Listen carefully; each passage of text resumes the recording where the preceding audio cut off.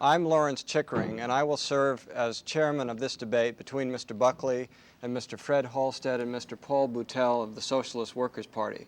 The topic of the debate tonight will be the Socialist Workers' Party and American politics. Mr. Buckley will introduce the guests. Mr. Fred Halstead and Mr. Paul Boutelle are running respectively for President and Vice President of the United States on the Socialist Workers' Party ticket. Mr. Halstead is by profession a cloth cutter. He has been active all of his life in the trade union movement and active as a participant in the socialist newspaper, the Militant.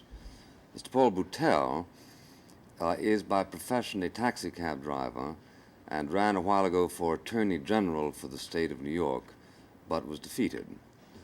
The idea is to discuss the Socialist Worker Party and its view of the United States and of the world. And I should like to begin by making an observation. I recently had on this program Mr. Ralph Schoenman, who is Assistant Mischief Maker to Lord Bertrand Russell in the War Crimes Tribunal. I received a great deal of mail chiding me for, quote, being too soft on Mr. Schoenman, and I shall receive such mail most likely after this program. I do not believe it necessary to over-document the failures of socialism, and my purpose is not merely, therefore, to exchange views and disagreements, but also to study the manner in which the principal political heirs of Leon Trotsky in this country handle their case.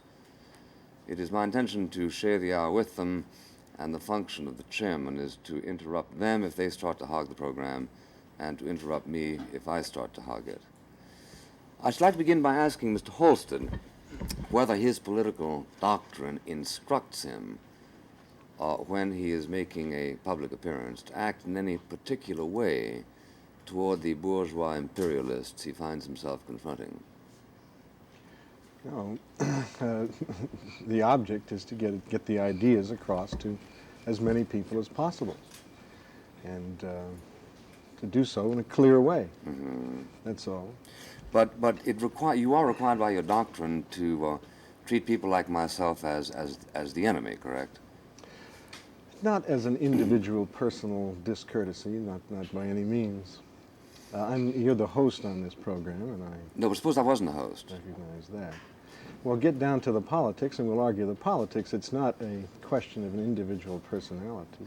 Well, the reason I ask this is because last time a member of your party was on a program in which I was also a program. We were both running for mayor. When I extended my hand, he said, well, I just want you to know that I want you to know that I disapprove of you before I shake your hand. I said, okay. And we went ahead and consummated that. But I wondered whether this was a sign of softness on his part that he should agree to shake hands. I shake hands. I shake hands with all kinds of people. I shook hands with Mayor Lindsay once, you know. Although I don't agree with his politics at all. Yeah. In other words, you don't feel that it is part of your obligation, as I understand it is a part of the obligation of some of the militants today, to be intentionally rude or intentionally disruptive. I don't know that it's the obligation of any militant to be rude. I wish the capitalists would be gentlemanly toward us. Yeah. Occasionally they throw us in jail and things like that. Well, you can understand which really they isn't have a certain quite prejudice fair. against you, considering that you want to sort of, do away with capitalists. Not the individual human beings, the system. I suspect that even you would find a place in the socialist system. Maybe. Oh, sure. I'm a very good typist. I'm sure you'd have a lot of forms. Maybe lecturing. Yeah. On the past. Well, I'm sure I wouldn't have any trouble in making people homesick for the past. The reason that, of course, this is interesting is your party has been officially declared as subversive by the way, a Democrat. Yeah. Under a Democratic administration. Now, it is subversive, as I understand it, because it seeks to alter the government of the United States by other than specified means. And indeed, in your literature here, you refer to resorting to, quote, any means necessary, correct? Well, that's a quote from Malcolm X about the black people having the right to fight for their freedom by any means necessary. Well, this particular one was a quote from you. But And if I said it, I was quoting Malcolm X, because that comes from him. well, I'm sure Socrates might have used any means necessary under some circumstances. But in other words, you do recognize that some means are illicit. Well, you have to use the means that are going to get you to your goal. If you want to make a revolution on behalf of the poor people and, Yeah. and the oppressed and the working people, then you got to use the means which are actually going to accomplish that end. You Well, can't use other means which are going to end you up someplace else. Well, suppose I could demonstrate to you, to your satisfaction, that by assassinating, let's say, 20 or 30,000 people, you could accomplish your goal. Would you proceed to do so? I couldn't accomplish my goal by assassinating anybody. Now, wait a minute. That's not my I'm goal. giving you, you can't argue with a proposition by the laws of logic. I said, if I could show you that you could. It's my exactly that assumption. point, you see, that I was trying to get at when I pointed, this is a philosophical point, that the means must get to the end. You got to use the means which are going to get you to the end. No. Assassinating people isn't going to get you to the end that I got in mind. But if it did get you, what I'm asking you Well, that's is there just the anything, if I don't want to grant. is there anything in your doctrine that proscribes political assassination? Yes. What? We don't think it's a good tactic, and we're against it. I'm against it, for one thing, because I happen to be a presidential candidate.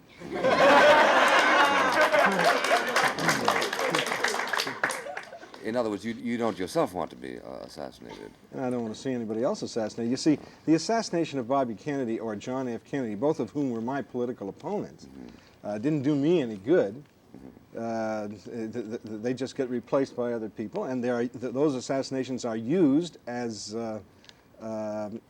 pretext for repressive measures against the American people. Let me see if I can make it clearer. Some people tell you that if you go in a jungle, you shouldn't bother to wipe a mosquito off your face because another one will reappear, and therefore it simply doesn't do any good. Now, this is one reason for not flicking a mosquito off your face, but that is not a moral argument against killing mosquitoes, is it? I'm asking if you have any moral rather than instrumental reasons for being against political assassination. Oh, sure. I don't like to see people killed. I'd like to avoid it if at all possible. Although I'm not a pacifist. I believe in self-defense. I recognize the right of a person to defend himself or of a country or a class or even a government to defend themselves under certain conditions. But I don't like to see killing. Yeah. Well, Mr. Boutelle, I see here that you're an enthusiast for Mr. Castro, who has killed people.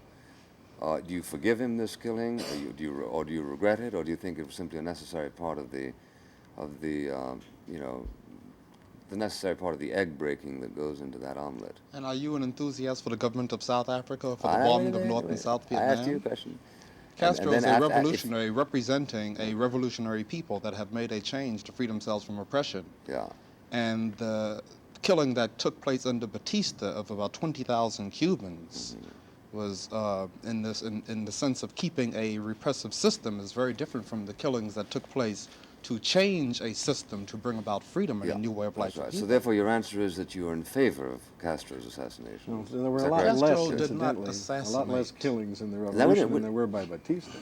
Well, in the first place, let's let that go. I happen to think it's not correct, but I'm asking whether you favor the, however many there were, assassinations by Mr. They were not Castro. assassinations, and criminals should be put on trial. They should be tried, and then they should be given justice by the people that they were victimizing. And I can assure you that in Mississippi and Alabama and South Africa and New York City that there probably would be many trials where people might be sentenced to a few years in jail or maybe executed or something for all of the many crimes that have been committed against the black people, the American Indians, the Vietnamese people, and the people in South Africa. Yeah. There was a trial after World War II, the Nuremberg trial. It wasn't that much of a trial, but at least the Jews and other oppressed people in Europe did have a semblance of a trial. The Civil War's been over since 1865, 103 years, and we haven't had a trial yet. Now, what sort of trials do you have in mind, and could you give some typical victims? Who, for instance, if your party took power, would be, so to speak, the first to go? Lyndon Johnson, I suppose, right? No, nobody, I hope. That depends upon what they do. You're much milder than Mr. Boutelle. No. Might he be purged one of these days for insufficient enthusiasm? For Well, first of all, justice? You see, he has a little anger in him that I might not have, for obvious reasons. First of all, what you're trying to do is to put the Socialist Workers' Party in the position of saying that we are trying to do things by ourselves, either as a party or maybe Fred Halstead and myself. But we represent social forces. There can be no social change in America unless the American people desire a change. When the working class in America and other people in America, blacks and whatnot, desire a change, then there will be a change, and we will work with them to bring about that change. Oh, but and sure, when that sure. change comes about, Yeah. well, then I'm very sure that there will be problems, and that will have to be settled with people that wanted to maintain the old repressive society. I'm sure there's a lot of Mississippi sheriffs that will be put on trial. I'll tell you one I'd like to see a trial about. Yeah. The people that ordered the bombing of Hiroshima, I'd like to see that. I really would, just for the information of people. I'd also like to see the people that the people that got 25,000 American GIs killed in Vietnam for nothing, because some rich men are making money off of it. I think that the world ought to watch such a trial and see the facts come out about that. Do you know about 100 million black people died as a result of the slave trade over a period of about 500 years, and that hundreds of thousands of Indians were slaughtered? Yeah. Now, you say that we are representing No, I know. I don't know the views of Leon Trotsky, you say, and socialism. No, I know and that. then you're saying that socialism can't work, and you say that you could refrain from really criticizing it because you've done that so much. I know What are you sure. representing? You're representing George Washington. You're representing Custer. That's what you're representing. You're representing an imperialist, oppressive, racist system. Yeah. That's right. So don't attack socialism on the assumption that your system that you represent, which is full of lies and hypocrisy and murder, has been so perfect. Yeah. Show me what has capitalism done for black people or for poor people. I can't show you anything unless you stop talking. Show me whatever it is that you represent has done anything at all for the masses of people in the world. It is all it has done has been to provide opportunists like yourself with an opportunity to be parasites on the backs of oppressed people. Mr. Boutelle, why don't you let Mr. Buckley answer your question? I think that we've got to have a capitalist interruption.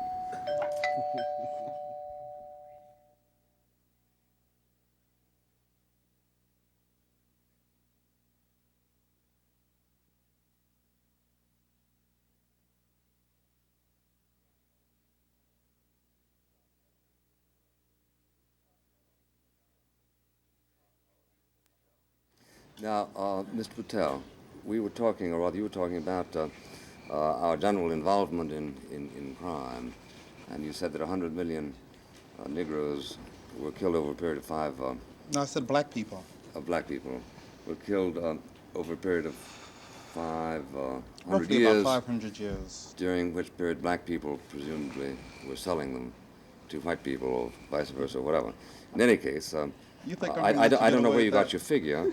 I'm not in the mood to dispute it because I think I know that hundreds of millions of people have been killed in the history of the world for all kinds of infamies: war, conquest, loot, idealism, religious hatred, and so on and so forth. So I don't think that you've come up with anything particularly new. I don't know why I have to hate the selling of slaves any more than I have to hate people who want to make slaves. Do you know the I origin don't of the hate word slave slave? traders any more than I hate you, but it's all abstract. You see, I see you as wanting to enslave the people. word slave. What's that? Do you know the origin of the word slave? Sure. Well, I know the Webster origin. I know what it comes from in Latin. Is that what you mean? It comes from But Europe. I have an idea you want to make a point. Yeah. Well, the point that I want to make is that, first of all, when you are trying to slander it by saying that it was black people that were responsible for black people being here in slavery, there were certain black tribes or certain chiefs that did participate in the slave trade, but there were also Europeans that sold Europeans into slavery for many years. The first slaves brought to America were white. As a matter of fact, since you are Irish, even though I know many Irish revolutionaries that wouldn't identify with you at all, but it was Irish people that were brought here as slaves too to this country. So So what is your point? But black people You're were the just biggest making the- victims of slavery. over the last few hundred years. And the point I was trying to make was that you represent a system which has been responsible for exploiting and murdering people all over the world. You represent robbery, you represent lies, you represent oppression. You represent the forces that are bombing Vietnam, and we represent change, we represent peace. Mr. Boutelle, what? I represent a country that went to war in order to liberate the Negroes 100 years ago. Oh, they did. Wow. Yes. And there was, I know some in Mississippi and Alabama that would like to hear that. Why don't you take a trip down there this summer and tell them that they are liberated? In fact, I know some in the outskirts of Chicago that would like to hear too, or Brooklyn's Bedford-Stuyvesant section. Liberation is to a considerable extent Walk through Harlem state tomorrow of mind, and tell us that we're liberated. Put it this way, Ms. Boutelle, I'm sure that if I ran for office in Mississippi, I would have more Negroes voting for me than for you. How many votes did you get last time you ran? How I'm many sure of people one thing, vote that for if your you went party down with to your Mississippi and told black people they were free, you would be running and it wouldn't be for office. Well,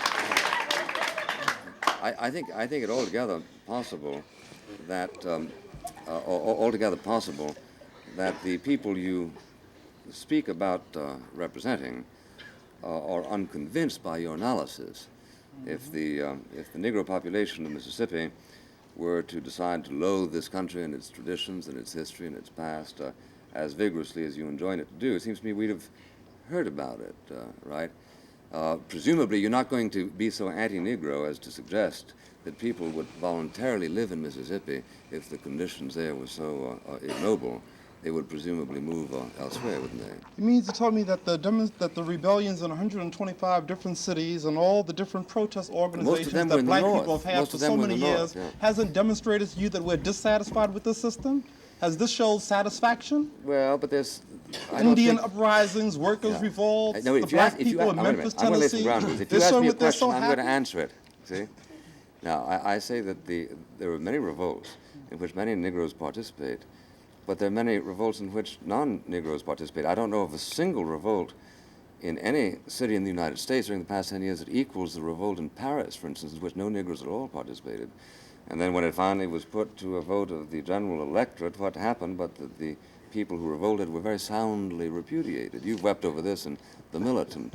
How do you account for that? Why all of a sudden, by the way, racism is rather a new preoccupation of the Trotskyists. I've read Leon Trotsky, as you have too. And all of a sudden now all of the accent is on what we've done to the Negroes, but that didn't exist in Trotsky's own writing. No, that's when not did true. It was in terms of well, we've got a imperialists. pamphlet out right now. You can get it if you want to. I'm talking about Trotsky, not you. 873 Broadway. Just write to 873 Broadway and ask for the pamphlet by Leon Trotsky on the American black struggle, in which he has an extensive series of discussions precisely about black nationalism and so on.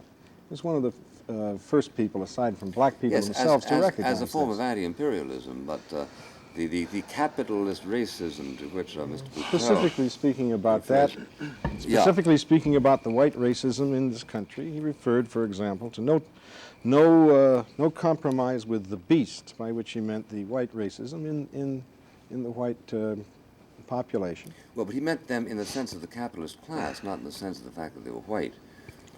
Trotsky was not a racist, was he? No.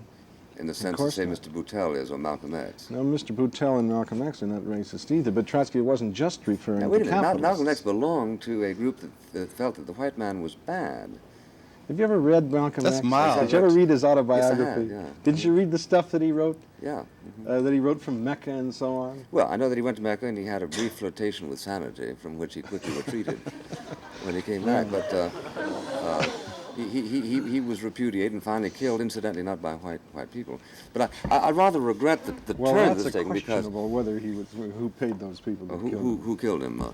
I don't know, but I have my suspicions, and I'll tell you right now that the New York City Police Department is not completely absolved from some sort of participation, at least in some way there, because one of the assassins was seen to have run out and got taken away by a police car, and then there was never any report on what happened to that particular one. So there are some questions about just who was behind that. I don't know any more about it than anybody else, but those questions exist. Well, the questions I know exist as to how many people were implicated, but as far as I'm aware, it was not suggested, in fact, that white people were implicated. But let me ask you both this question, in order to break away, if we can, from an attempt to say that the socialist movement is racist, which Leon Trotsky himself would have denounced. How do you account for the fact that a society that you understand is organized to hate you and to preserve itself doesn't put you all away? I mean, how come that the United States doesn't simply keep you behind bars? You know, you keep talking about our knocking all the traditions in this country. That's not true. One of the reasons is because we had a revolution which brought this country into existence, and out of which came the Bill of Rights, which guarantees to people the right of free speech and so on. And that's one of the good traditions in this country, which we fight for and which we enjoy, and which we continue to fight for, and fight for not only for ourselves but also for people we don't agree with.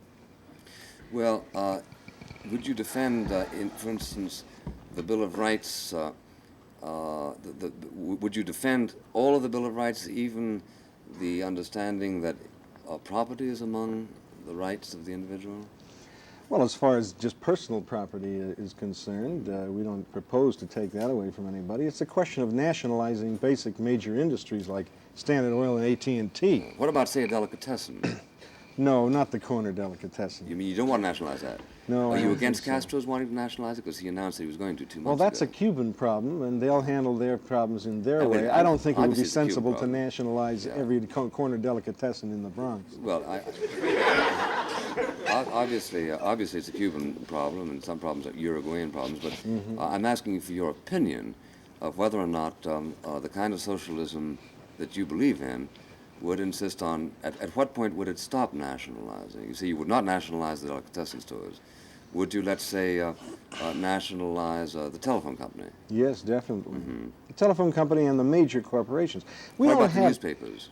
oh, by all means, the major ones. But I don't say that they should be run by the Socialist Workers' Party, but have them run by various schools, colleges, trade unions, artists associations, and so on. We don't have free enterprise in this country anymore. It's not Jefferson's time. We have that's gone. We have the economy is dominated by big monopolies, and the politics and the military. And the problem is that these big monopolies and the capitalist class, which owns them, sends the military off as the private protection agency of their investments overseas, and gets a lot of ordinary American GIs killed for somebody else's profits. Well, if we're prepared to send 500,000 people to Vietnam to kill communists there, why don't we send just a few here to kill you? If we feel no moral scruples about this kind of thing, Well, you see, are we just inconsistent? that would be more sensible, incidentally, although I hope nobody goes around trying to kill me. But I'll tell you, if you're worried about communism coming to the United States, you shouldn't be off killing Vietnamese. You got to be worried about people that look like him and me. You got to be worried about me, as a matter of fact. Well, worry me. How many votes do you think it likely? How many people do you think it's likely that you're going to appeal to with your analysis, which some people consider sort of sick, of this country? Well, put it this way: who's conspiring you? Who's conspiring to keep you from winning over a majority of the American people to your position, since they're the ones who are oppressed, right? In other words, what you're doing is idealistic. You're helping. Have you ever heard fellow of man. Charles Baird? You're supposed to be pretty well read. He's a historian. Well, he wrote a book called Economic Basis of Politics, the Economic Foundation of the Constitution. You should try to read it sometime. I read it before you were And then born, you'll find, well, probably. don't give away your age too In much fact, I now. wrote a long thesis about it. Okay, 25 well then years you ago. should be aware then of the fact that the Constitution was not set up in the interests of the masses of the American people. And you should be aware that the book is discredited by all by all right-wingers like yourself. not right wing. Do you call Henry Steele Comager right wing? You should, the you should book also be aware then of the is fact that there considered are different election laws throughout the country that forbid organ parties like ours from getting on the ballot in every state. Yeah, we're going to be on a ballot this time in maybe 22 states. Last time it was, well, 64 was maybe 11. There are states like advantages- Ohio, for example, where advantages you have did to get 600,000 signatures. That is, we do, Socialist Workers' Party, in order to get on the ballot, whereas a Democrat and a Republican have to get 2,000 each. Why is There are- that? Well, because they were on the ballot before, and that's the way the law Well, they is had to written. start sometime, didn't they? Yes, Oh, why didn't you enter the Democratic primary, like Eugene McCarthy? because we're not capitalists and we don't believe we're the same Well, thing in Why that didn't party. you? Why don't? Here's a hint if you want to be very successful Yeah. and get around this prohibition. Next time, why don't you try to do what Eugene McCarthy did? Declare yourself a Democrat and say, I'm going to change the Democratic Party into a Socialist Workers' Party. Enter the primary and win. Has that ever occurred to you? Yeah. Has that ever occurred to you? I can see you thinking about it. We are given that advice ad infinitum by every liberal we come across. And And we explain to them, Yeah. that the Democratic Party is not a socialist party, and it's controlled by the capitalists, and it's not going to be controlled any other way. And McCarthy is a capitalist, or supports that policy, and if he didn't, he wouldn't get anywhere in the Democratic Party. you're telling me about what the Democratic Party has been so far, and you're not telling me anything I don't know. But I'm asking you, why not change the Democratic Party? Well, we'd rather build if in fact an you believe, independent party and based upon the working people. We have no illusions that the present Socialist Workers' Party is necessarily going to win the coming election. Yeah. We're going to build the basis for future elections when socialists can get elected, and we advocate the formation of such things as an independent black political party and a labor party. And if those things come into existence, we would participate in them. But we won't participate in the Democratic or the Republican Party or the Conservative Party because those are capitalist parties and we don't agree with their fundamental proposition. It would be dishonest for us to do that. you don't believe they can change? No, I don't believe that. They're very tightly controlled by the capitalist class.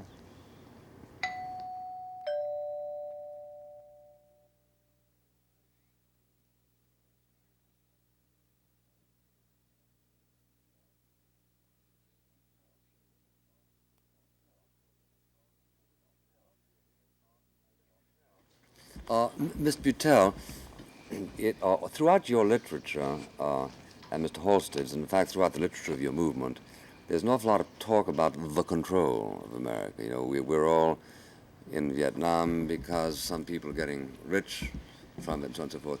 Would you describe to me the processes of this control? Now, for instance, I don't happen to feel controlled at this particular moment, but apparently I am. And I would like you to describe what it is that controls the majority of the American people, that makes them, for instance, vote for Democrats and Republicans rather than for socialists. Well, first of all, Woodrow Wilson gave some speeches in 1912, and they're in a book called The New Freedom, written in 1913, published in 1913 by Doubleday. And in that book, he said, the truth is we're all caught in a great economic system which is heartless. The masters of the United States government are the combined capitalists and manufacturers thereof. Now, as far as the war in Vietnam is concerned, that war in Vietnam is being fought in the interest of the capitalist rulers of this country. Why? Because of the profits, the wealth of Southeast Asia. Now, I'm not going to quote to you from a radical source. I'm going to give you from the horse's mouth. Now, first of all, you could read U.S. Business, put out by the Chamber of Commerce, Washington, D.C., representing 4,750,000 companies, business, and professional men in America. Read the issue of February 1968, and it starts off with saying, when the war ends, a world of opportunities begin. And it is almost axiomatic in history that businessmen and traders follow behind the bullets, not to batten on the pursuits of misery, but to foster the civilized pursuits of industry and commerce. And then they begin to list all the different countries in Southeast Asia that they hope to profit from: Indonesia, Malaysia, Taiwan. And there's also something very interesting, too, about Taiwan. It says that American businessmen followed Chiang Kai-shek into Taiwan, an island nation that into Formosa. Yeah, an island nation that American kids, school children, were taught to call Formosa. They used the school system as a means of controlling the minds of the American youth, of the American people. Who's they? The ruling class that runs this country. And who's the ruling class? Give me an Well, example. they own the newspapers, Tom Watson, the TV Thomas stations. Watson, give me an example. Henry Ford? Thomas Watson. Henry Ford, that kind of thing? Oh, Henry Ford, yes. Well, now, how come they're both in favor of pulling out of Vietnam? Well, you see, there are tactical differences among some segments of the ruling class on certain things. Now, in this magazine, U.S. Business, they want to see the shooting stop. They want to see the shooting stop so that they could begin to rob and exploit the wealth of Southeast Asia. See, the But they're not in capitalists would favor like of to- pulling out. but they're not They're in favor of staying in there, keeping American troops there, and keeping a section of control over the area, Well, but not pulling out. What happened- McCarthy isn't May I in ask you a favor of question? pulling out either. Yes. What happened to their control when we pulled out of 17 countries between 1945 and 1960? A very interesting thing. Very Yes, interesting. there was some mass uprisings among American GIs that contributed to that. I happen to be one of them. I was in the Navy, and they had me in China. I had never heard of the Chinese Civil War until I was directly involved in it. A slight oversight, I thought, on the part of my government. But we had a going home movement to get out of there, and that spread among all the GIs in both Europe and particularly in Asia, and demanding demobilization, demanding to be brought home. And they had mothers and sisters and wives and so on pounding on congressmen's doors, and a tremendous and demonstrations in uniform overseas, and we forced a demobilization. That was one thing that contributed In to other it. words, that they confounded the capitalists by creating pressure that caused the capitalists to draw back, right? Yes. Now, why don't they create the same kind of pressure in behalf of such reforms as you're now proposing? That's just what we're trying to do. I've been, the last 2 years, I've been full-time on the Vietnam Peace Parade Committee, organizing big mass demonstrations against the war. I don't exclude that the present capitalist government can be forced to pull out of Vietnam. That'll only be one reform. They'll get into someplace else after that. Yeah. But I'm all for it. Who I'm was all it that for put it. pressure on us to pull out of the Philippines? Was that one of your accomplishments also?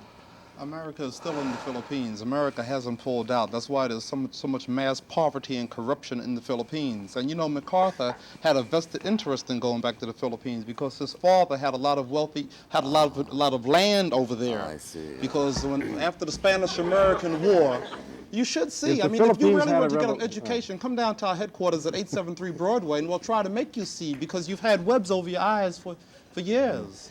If I think that the you're capable of Philippines revolution had developed such power that it threatened to nationalize the investments and so on that the United States had there and that it wants to have in the future, then they would probably send troops in there to try to put that revolution down, because that's what they're doing. Mm-hmm.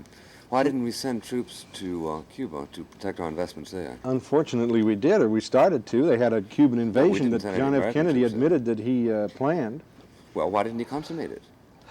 Did the capitalists lose control of the situation? No, I guess because the people who landed there lost the first battle, and they weren't able to capture that little piece of land there so that they could set up a provisional government and give the U.S. the excuse But to move capitalists don't in. usually give up so easily, did we? I mean, we went back again in Vietnam. Yeah, they still haven't given up. They threatened it again. They've been threatening continuously. That's one reason for the I'm Cuban talking, Missile that's right. I'm Crisis. talking about why didn't we protect, or what was it? I'm sure you have the figures. $5 billion worth of $1 billion, $2 billion worth of investment in Cuba. I just say they confiscated. tried. They just couldn't get away with it. Castro was too well armed. They figured it'd be, and he did what he had to do and got as much help as he I'm could talking from every place in the about world. back in 1960, 1961, we could Yes. very easily have taken Cuba. I don't think it would have been so easy. The Cuban people are armed, and you'd have had Well, in the another first place, we don't Vietnam even- on your hands. We don't know whether the Cuban people are in favor of the And existing government, do we? I think Because so, there haven't yes. been any elections, have there? Has there been any in South Africa or any free elections in Oh, there's all Mississippi? kinds of What about elections. There's Mississippi? all What about the kinds. Negro situation in the South? There's I know the there's all technique. kinds of elections.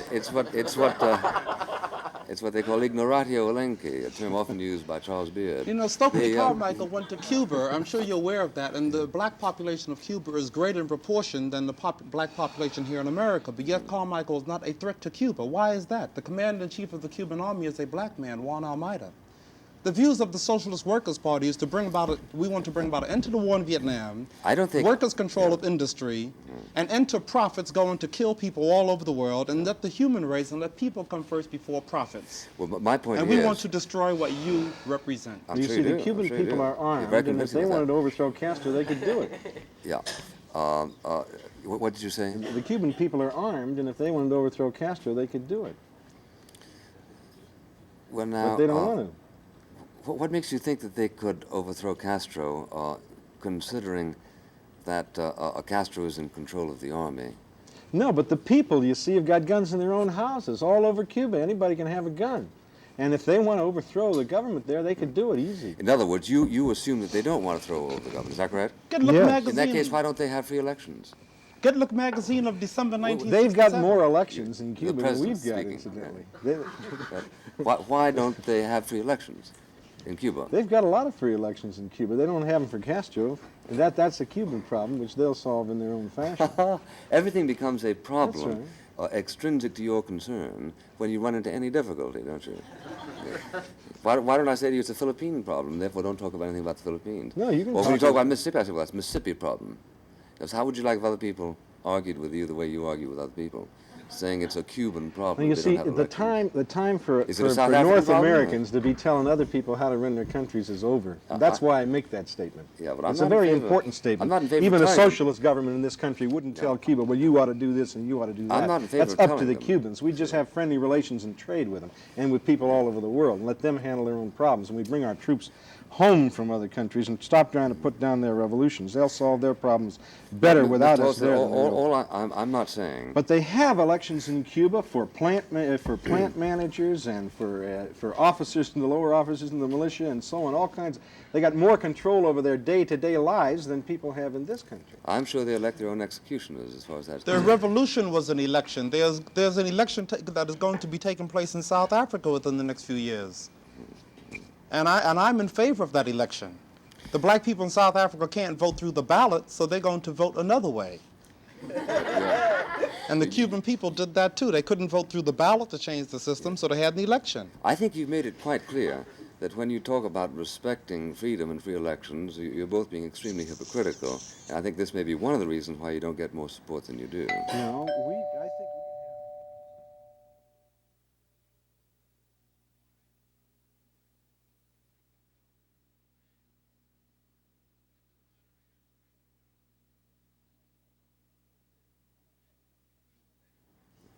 You were saying, Mr. Holston, I'm sorry.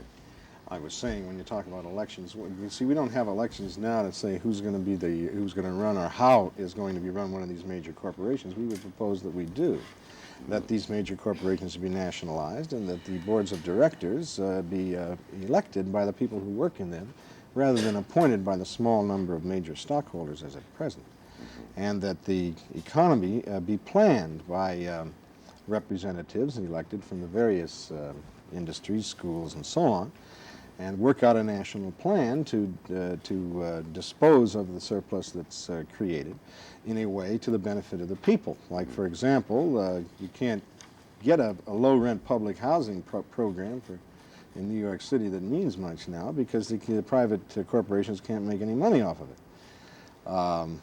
Instead, we spend this $30 billion a year in Vietnam. There's no reason why that can't be spent here to solve the problems of our central cities. But I don't think it can be done without a planned economy and without democratizing the monopoly situation that we've got now. What kind of a society do you approve of? The Soviet society, notwithstanding your dogmatic differences with straight communism? We approve of the nationalized economy, the planned economy they have, the Russian Revolution. We don't approve of the totalitarian aspects, the lack of individual human freedoms, freedom of speech, the lack of ability to read any book you want to read and so on. But there are communists in the Soviet Union that are fighting for those freedoms, and I trust they will win then. Just as there are communist students in Poland fighting for these things, and in Czechoslovakia and Yugoslavia and so on. How do you account for the fact that after 50 years of socialism in the Soviet Union, the living conditions are infinitely worse, even in their best cities, than they are in our worst? I don't know what you mean by infinitely, but you have to compare it with what they had before. Well, I mean the they number have of rooms advanced per compared person. with what they had the number before. of rooms per person, just Yes, to use that's- one. That's a pretty good index, That's isn't true. it? That's Yeah. true. That's one difficulty they have, but compared to what they had before, they've made tremendous advances, and they still have a long way to go. Not only economically, but also politically. They've got to overthrow that bureaucracy Well, how do you and count- institute some individual. Well, How do you account for account for the relative growth of West Germany over against East Germany during an exactly equivalent period?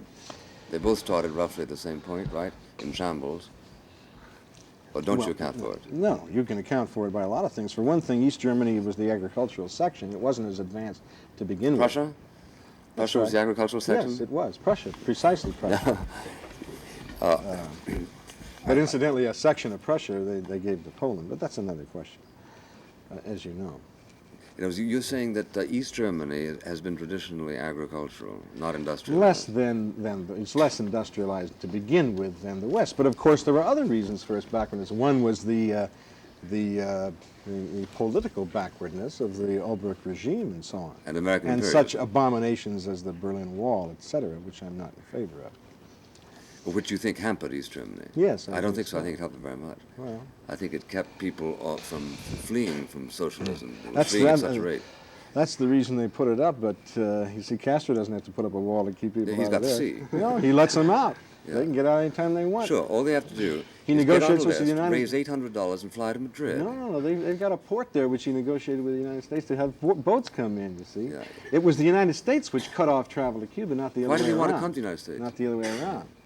You were You know, saying that's one thing the Cuban Revolution definitely did, which anybody can. It opened up immigration openly to the United States. The United States, of course, has the highest standard of living of the Western Hemisphere, and there's always a tendency among people to want to come to the country with the highest standard of Are living. you aware that we never had a quota system in the Western Hemisphere, Mr. Halstead?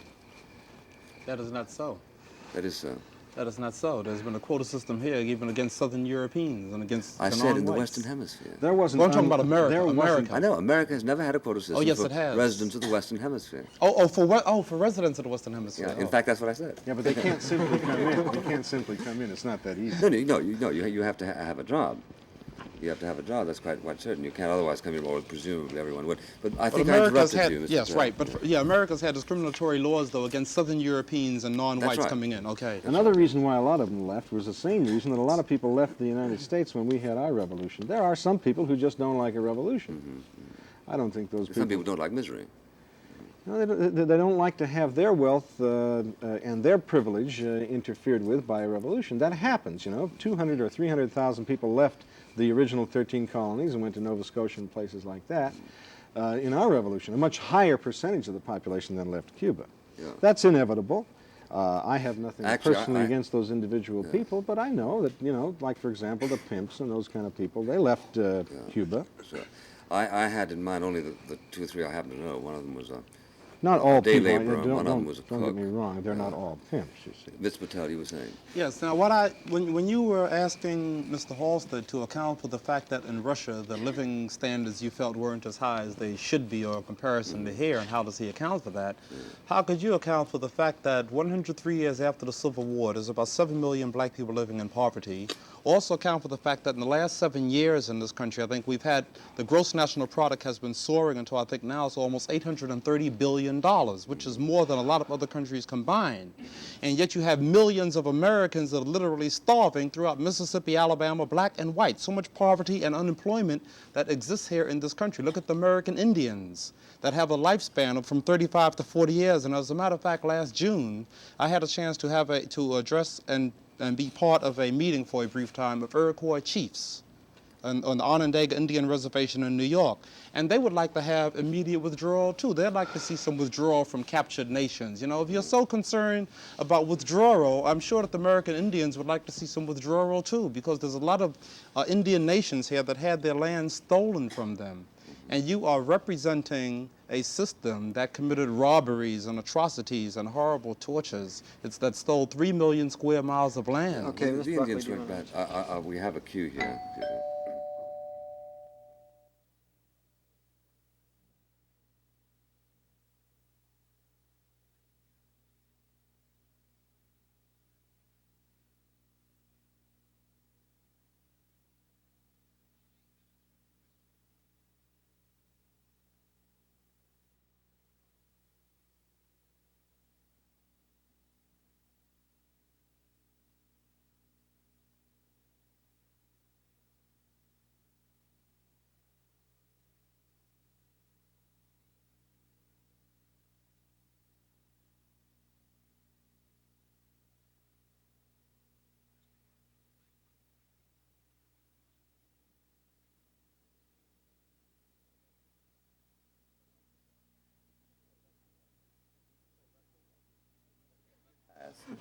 Should I show some teeth?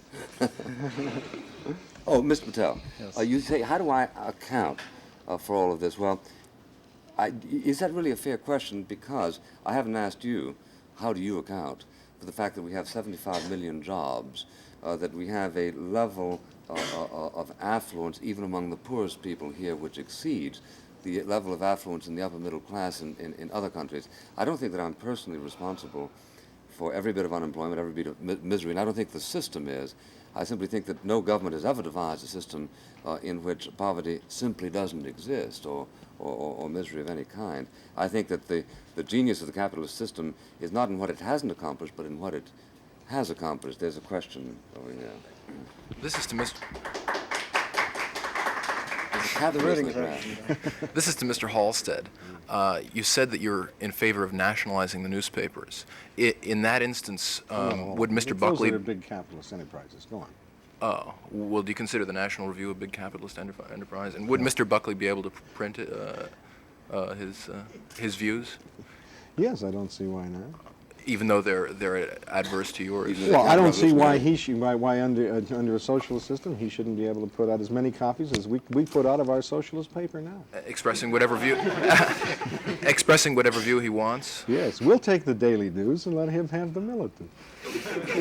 Why can't the Daily News presumably print I'd what get it the wants readership, to? though. The militant would then... No, I'm not saying the paper, the resources, you see. Why can't the Daily News or the New York Times or the Philadelphia Inquirer print what they want to print? And why would you take them over? Well, I wouldn't take them over, but I'd suggest you that want to people who nationalize work in them do, and that they be taken over perhaps by the students at Columbia University or this or that writers' union. Well, we have our own But why by a newspaper, private Columbia, so we don't capitalist, need you to see, take over the, who has control over that huge Next. public opinion source there, Mr. just because he's Halstead, rich. Mr. Halstead, you said that you would favor a planned national economy. You also said that you would favor, and this I would assume since corporations are economic beings, this would include, they'd be under the plan. You also said that workers should have a voice in the corporation.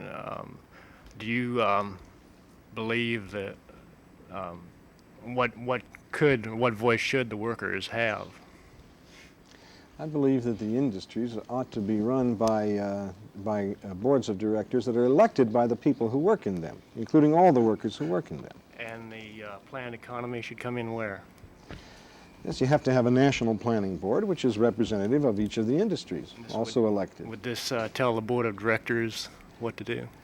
As far as the overall production plan, obviously you'd have to have a national plan. Why would they vote for... What makes you think that the policies would then be different? Now, suppose you had a vote in Ford Motor Company tomorrow. What reason is there to suppose that the vote of the voters would result in electing somebody other than, say, Henry Ford? I'm sure that they wouldn't, you see, we wouldn't just vote to give the factory to Henry Ford and let him run it the way he wants to run it in his own private profit. But it should be run for the benefit of the people. Yeah, but then from whom would Henry Ford get the money to tool the plant up for new models? And from the laborers? Well, the same Who would place they then get be it owners? now. Oh, no, but why would they put it up if they don't own any stock? It's publicly owned, you see. I see, yeah. And the wealth comes from the same place it comes now. It's produced by the workers, by all of them, not just by a guy on the line, but by the intellectual workers as well. There's your question. Yes, one thing that seems to bother me about your party is that it's both socialists and workers, and it seems to me within the last 25 years that perhaps the big labor has become as much of a problem or a contributor to the inflation and the hardship of unemployed people as big business does. Doesn't this seem to make your position a little incongruous? I mean, because organized workers go on strike and get higher wages, that hurts poor workers? No, well, it doesn't. the people who are out of the people who are out of It just work hurts the then, capitalists who have to you give them know, the raise. the thing costs a little bit more to those people who aren't working at all, or to housewife who may not be working and organized. Well, the problem is to organize the unorganized, which is true. The present leadership of the American labor movement is very conservative and hasn't done its job in that respect. Yes, sir. On the events in France in the recent past 2 months, could you comment on how what happened there might have some parallel in this country? There's been a theory around that there's prosperity, that capitalism has solved all its problems through the welfare state, and that revolution and the ideas of socialism are outdated. Do the French events have relevance to that, especially in relation to this country? And also, what about the youth revolt around the world? How do you think that fits into your program? Well, I think a crisis very similar to that in France is building up, more slowly, but it's building up and is inevitable in this country. I think we will have such mass strikes and revolutionary situation eventually in this country. And one of the reasons is because the inflation and the workers, although they have a relatively high standard of living compared to some other places in the world, are not satisfied. The government figures now say that a family of four needs $9,000 for a modest but adequate standard of living. Even the average wage of a skilled worker is not near that, and they have to make it up by extra overtime and so on. This is building up pressures in the unions and so on, which will eventually burst forth, and possibly connected with the student revolt, which we see in this country as well as in France. Now, you said that the election proved that the French people are not for a fundamental social change. Proved nothing of the kind. For one thing, de Gaulle's party... I said that the election repudiated the rioters, that Mr. de Gaulle went back in and diminished the size of the radical parties. No, the election repudiated to a certain had extent a the Communist Party, which preview. refused to side with the revolutionaries there, and which took a very conservative position, a position very similar to that of George Meany in this country. And that's a problem which the workers there will have to overcome. That is the problem of that particular leadership. But those elections, on the face of it in the first place, they were not insignificant, I don't want to say that, but on the face of it, they were not fair either. De Gaulle gets 45% of the vote and he ends up with 80% of the seats, and he wasn't even at stake in the situation. No, that election did not solve the fundamental problems, and you will find that the workers will once again be struggling for their economic interests as well as the students there. That situation is not over in France by any means. Mr. Hawes, if I may say so, it seems to me that one of the things that we're seeing now, and I agree with you that we're in for a great deal of turmoil, is the notion that by political means we can achieve what we can't achieve by economic means. I have no doubt at all that an awful lot of people, if they thought that they could significantly increase their income by, let's say, striking instead of, let's say,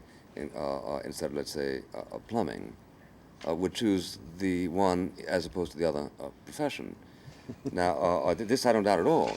But it's plumbers who have to strike, but it seems to you me, see. yeah, I think the unfortunate thing is that so many people are seduced into believing that this is so, whereas in fact I think a long experience hasn't it, shown us that the only way in which plumbers can get more is by producing more. Nothing yeah. is produced without work, but Right. an awful lot is wasted, like, for example, on the war in Vietnam, Well, and a lot of other things. Sure, and on freedom. Freedom is extremely costly. It permits you, for instance, to wear a different kind of suit from But you. how do you know? You've never been interested in freedom, so how do you know the cost of freedom? Oh, but I have. You see, the What point type is of that I freedom? understand it. Yours, for instance, which is why You you're are? here. That's why you're Oh. here. There's no other reason that I can think How of. do you account for the fact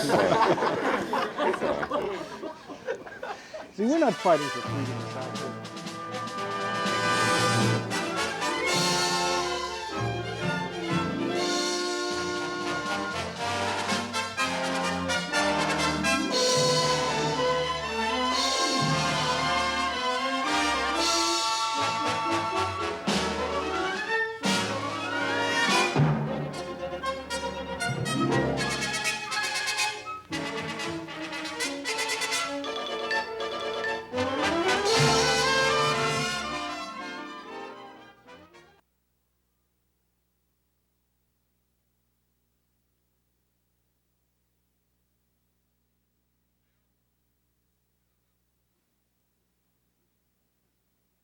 Sure, and on freedom. Freedom is extremely costly.